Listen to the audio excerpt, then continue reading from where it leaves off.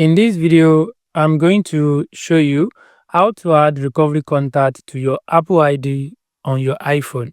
To add any contact to your recovery contact on your Apple ID is very simple and easy to do. The first thing you want to do, you want to tap on settings on your iPhone. So I want you to tap on settings. So once you tap on settings, I want you to click on your Apple ID account by clicking on your name at the top. So once you click on that, it's going to take you to this page. On this page, what you want to do is very simple. You want to tap on sign in and security. So once you tap on sign in and security, it will take you to another page. On this page, you want to look for where we have recovery contact and tap on recovery contact. So let's click on recovery contact here.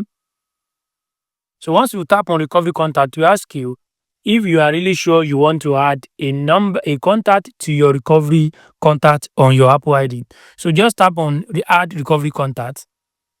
Once you tap on the add recovery contact, it will actually load up and give you where you can add the recovery contact. You can see it says select the contact you want to add. Once you put in the contact you want to add there, at the front, you are going to see a plus sign over there. Just tap on that sign. Once you tap on that plus, the contact will be added to your recovery contact on your Apple ID. So guys, this is how you can actually add any contact